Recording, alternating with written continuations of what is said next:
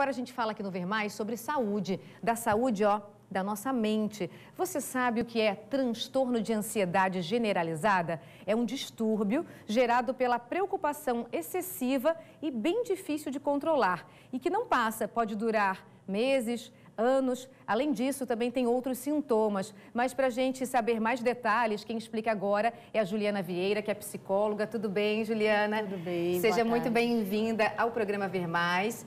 Para a gente explicar para o pessoal de casa, transtorno de ansiedade generalizada pode ser considerado uma doença? É uma doença? Na verdade, Flávia, é o que a gente chama de transtornos mentais. Então, o transtorno mental é algo que acomete, né, socialmente, acomete cognitivamente, emocionalmente ou comportamentalmente qualquer pessoa.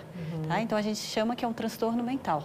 Porque a questão da ansiedade tem um ponto que é considerado normal. Isso. E como que a gente equilibra para saber esse ponto que a gente passou daquela normalidade? Porque não é difícil a gente se analisar?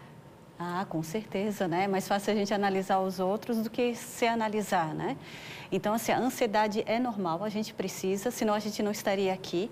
Só que a ansiedade, exageradamente, quando traz um comprometimento para a pessoa, ela aí começa, como se diz, ela traz um prejuízo. Então, a pessoa, ela começa a ter alteração no sono, alteração no apetite, fadiga, ela pode ter irritabilidade. Então, e fora que a cabecinha não para, que é o caso do TAG, né? Do transtorno de ansiedade generalizada. Não para como? Como que a gente pode dar o exemplo? Você tá em contato sempre com os pacientes, alguns podem ter também o TAG. O que acontece com essa pessoa? Então, a pessoa ela pode ter várias preocupações. Então, preocupação com a questão de trabalho, de desempenho, de dinheiro. Coisas simples se tornam grandes para essas pessoas que têm esse transtorno. Com morte, com várias questões do dia a dia. Então, eu lembro muito um caso de uma pessoa que eu atendi, que era o tempo todo preocupada se ela, na velhice, ela ia ter dinheiro ou não. Nossa! Então, passa o dia inteiro pensando naquilo. É um pensamento obsessivo.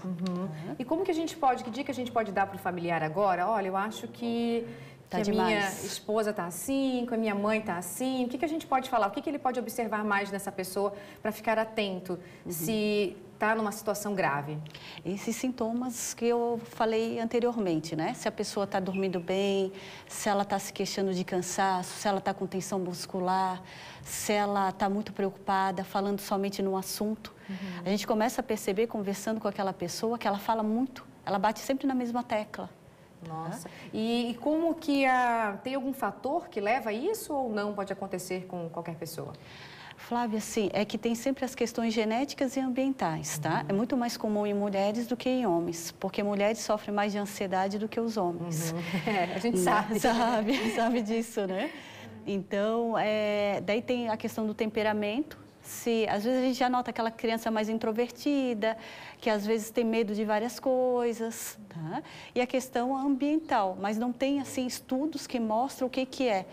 Mas o que eu vejo é que às vezes desencadeia em algum momento de muito estresse da vida da pessoa. E tem uma idade específica ou pode acontecer com uma criança, até com idosos também? Pode acontecer desde criança até idosos, mas é muito mais comum na faixa etária dos 30 anos, tá? E eu acredito, assim, pela minha prática clínica, está muito relacionado, assim, àquela idade que já está no mercado de trabalho. Mas eu tenho atendido, como eu atendo também crianças, eu tenho percebido muitas crianças já com transtorno de ansiedade generalizada. E qual que é o tratamento, Juliana? Então, assim, além se for o caso de crianças e adolescentes, os pais, né, estarem juntos, tem a questão, assim, da terapia, né, e da medicação, se for o caso também. Em alguns casos, precisa de medicação. E para ter uma melhora, quanto tempo pode durar esse tratamento, para você ver uma melhora significativa? Daí depende de pessoa para pessoa, porque, principalmente, essa pessoa, para ter esse diagnóstico, ela precisa ter 6 meses, ela já está se sentindo assim. Então, depende de pessoa para pessoa. E se não tiver o tratamento, se a pessoa ou a família não perceber que ela está doente, né, que está com esse transtorno de ansiedade, o que pode acontecer com essa pessoa no futuro? O que eu tenho visto mais são as somatizações.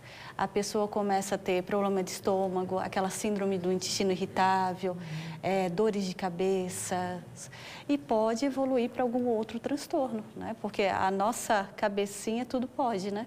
É verdade, né? E você não acha também que às vezes as pessoas têm tendência nessa época do ano e ficar mais tristes, Natal, Ano Novo? A gente conversa às vezes com algumas pessoas que nessa época elas absorvem mais e vai de pessoa para pessoa também. Algumas já têm essa tendência. Flávia, ótima pergunta, sim. Só que daí a pessoa não começa a ter, ela pode começar agora, mas isso não quer dizer que seja um diagnóstico, tá aí? A gente vai ter que acompanhar para ver a evolução disso, porque pode ser temporário, né? Como tem a depressão sazonal no inverno, em alguns países que são muito escuros, né? Então, assim, daí pode ser uma ansiedade desse período, uma nostalgia. Então, o mais certo a fazer é procurar ajuda para ter uma avaliação. Obrigada pela sua participação hoje aqui no programa Ver Mais, Juliana. Obrigada.